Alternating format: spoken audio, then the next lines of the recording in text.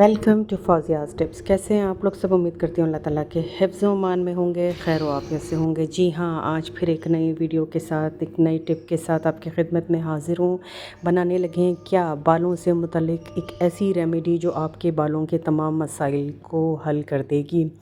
इस तरह की रेमेडीज़ बहुत कम होती हैं जिसमें कि तमाम मसाइल बालों के, जिसमें डैंड्रफ का इशू हो या आपके बाल फ्रिज़ी हों या बालों का ब्रेकेज हो रहा हो, हेयर फॉल हो रही हो या बाल जो हैं वो डे बाय डे जो है वो थिन होते चले जा रहे हैं। उसके लिए जी सबसे पहले हमें चाहिए है क्या, चावल का आटा। इसके अलावा हमें जो है वो चाहिए हैं फ्लैक्स सीड्स।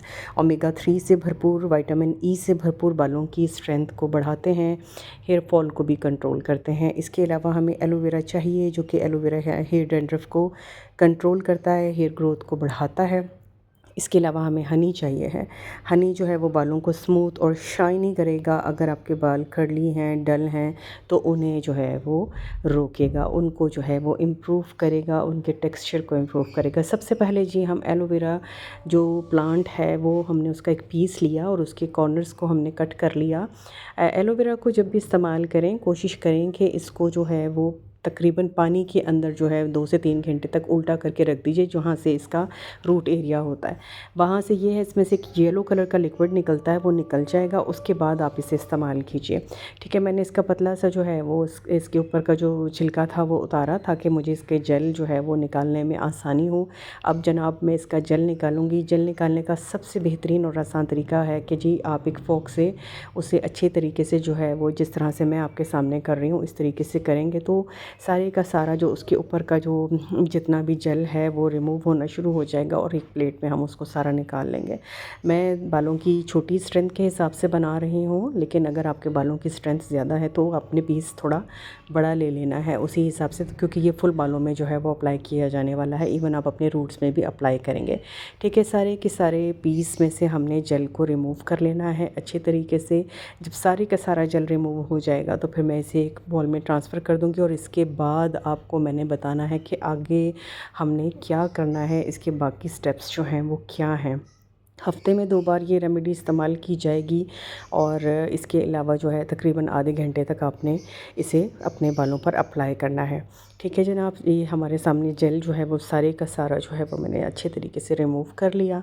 अब जो है वो मैं देखें आपके सामने बिल्कुल अच्छे से करने के बाद इसे मैं एक दूसरे बॉल में जो है वो प्रेस कर लेती हूँ पहले, ताकि जो इसके अंदर थोड़ा बहुत अगर मुझे लग रहा है कि गुठलियाँ सी हैं वो ख़त्म हो जाएं, और उसके बाद मैं इसे एक बॉल में डाल लूँगी।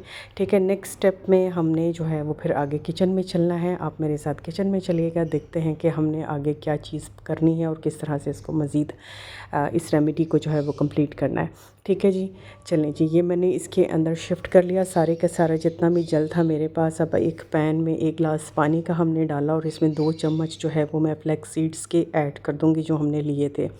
ठीक है, फ्लैक्स सीड्स को डालने के बाद बॉईल करते वक्त हमने डालने हैं और इसे तकरीबन 5 से 7 मिनट तक पकाना है। बहुत ज़्यादा नहीं पका लीजिएगा कि ज़्यादा थिक हो जाए और फिर आप इसको स्ट्रेन करें तो आपसे स्ट्रेन ही ना हो पाए। ठीक है, 5 से 7 मिनट तक आप जब देखेंगे कि हल्की सी थिकनेस पे जाना शुरू हो गया है, उसके बाद आपने फ्लेम इसका ऑफ़ कर देना है और इसे आपने कर लेना है किसी भी अच्छे से स्ट्रेनर से स्ट्रेन अच्छे तरीके से, जैसे मैंने आपके सामने कर लिया है। गर्म को ही कर लिया था ताकि ठंडा हो तो प्रॉब्लम ना हो। दोबारा एक पैन में पानी लेंगे हम 1 गिलास और उसके अंदर हम चावल का जो आटा है वो 3 चम्मच ऐड करके उसे जो है वो अच्छे से मिक्स करेंगे और पकाएंगे। इसे भी हमने 5 मिनट तक पकाना है। ये भी एक थिक सा गाढ़ा सा पेस्ट बन जाएगा। इसे भी फिर हम एक बॉल में शिफ्ट कर लेंगे और इन्हें दोनों चीज़ों को हम ठंडा होने देंगे। फ्लैक्स सीड्स के जेल को भी ठंडा होने देंगे। ठीक है, और ये जो चावल का जो हमने एक लिक्विड सा थिक सा लिक्विड बन गया है, इसको भी हमने ठंडा होने के लिए थोड़ी सी देर के लिए रखना है। जब ये दोनों चीज़ें बिल्कुल ठंडी हो जाएंगी तो फिर हमने करना है जनाब अपना नेक्स्ट स्टेप। ठीक है, ये हफ्ते में 2 बार आप इजीली अप्लाई कर सकते हैं, 3 बार भी अप्लाई कर सकते हैं। जी ये हो चुका। अब मैंने वो जो एलोवेरा जेल इस बॉल में डाला था, ठीक है, तकरीबन 3 चम्मच जो है जेल मेरे पास इस वक्त मौजूद है। इसी 3 चम्मच जेल के अंदर मैंने ऐड करने हैं बाकी बाकी के इंग्रेडिएंट्स 3 चम्मच चावल का जो पेस्ट हमारे सामने आया था वो मैं इसमें शामिल कर रही हूँ। ठीक है, ये ठंडा हो गया, गाढ़ा हो गया। ये 3 चम्मच जो है मैंने इसके अंदर ये थिक सा जो चावलों का पेस्ट था वो मैंने शामिल कर दिया। ठीक है, मैंने चावलों का पाउडर लिया ही इसलिए था ताकि मुझे बाद में उसको स्ट्रेन करना ना पड़े या किसी किस्म की और दिक्कत ना हो। तो इसके बाद जो है हमने जो बनाया था जनाब फ्लैक्स सीड्स का जेल, ये भी गाढ़ा हो चुका है। 3 चम्मच जो है वो फ्लैक्स सीड्स का जो जेल है वो मैं इसके अंदर जो है वो शामिल कर रही हूँ। ठीक है, और इसके बाद जो लास्ट इंग्रेडिएंट है वो है जनाब हमारे पास हनी। हनी हमारे बालों के टेक्सचर को शाइन करेगा और हमारे बालों की स्ट्रेंथ को भी बढ़ाएगा। इसके अलावा स्मूथ सा एक टेक्सचर बालों को जो है वो देगा। इन तमाम चीज़ों को हमने अच्छे तरीके से मिक्स करना है और फिर इसके बाद अपने बालों पर रूट से लेकर एंड तक अप्लाई करते जाने। थोड़े थोड़े से पार्टीशन करते जाएं अपने बालों का और उसके अंदर आप इसे अप्लाई करते जाएं। ठीक है, तकरीबन आधे घंटे के लिए बालों को जो है वो आपने बिल्कुल इस अच्छे तरीके से जो है वो इसे लगाकर छोड़ देना है। आधे घंटे के बाद आपने एक टॉवल को अच्छे तरीके से गर्म पानी के अंदर से गीला करने के बाद निचोड़ना है और अपने बालों पर लपेट लेना है तकरीबन 15 मिनट के लिए। इसके बाद का स्टेप है वो। ठीक है, और उसके बाद आपने अपने बालों को जो है वो वॉश कर लेना है। जो रिज़ल्ट आपके सामने आएगा वो यकीनन आपको हैरान करने वाला होगा। और इस मिक्सचर के या इस रेमेडी के बाद आप कोई और बालों की रेमेडी नहीं अप्लाई करना चाहेंगे, क्योंकि ये एक रेमेडी आपके बालों के तमाम मसाइल को हल कर देगी।